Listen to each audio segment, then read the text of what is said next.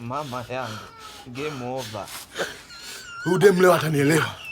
Inawezekani mtu namdai anajifanya sija anajichekesha lakini ona tu. Nikifika pale sicheki. Mimi kaza sura. Sio 45 wanamchekelea. Ishosho.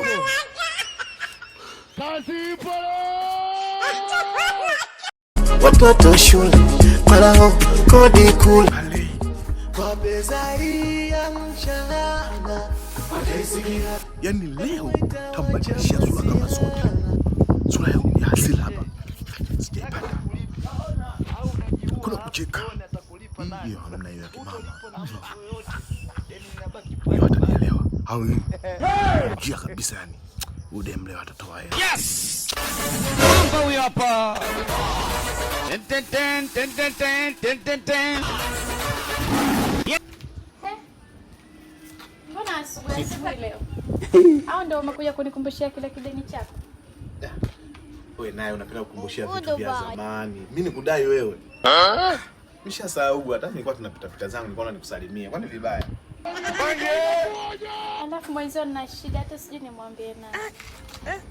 My lord. Shida gani tena? I wonder. Nilikuwa na shida na K5 nina umeme maana nimempigia mama hana pesa. Siku nyingine sio nasumbuka kuwasumbua wazazi kuhusu hela wakati sisi tupo kwa ajili ya watoto kama nyinyi.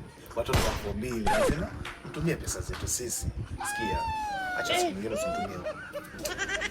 5,000 umesema? Nikupe 10,000 sasa utanunua malaisi na ununue uweke. Yeah. Asante. Nashukuru.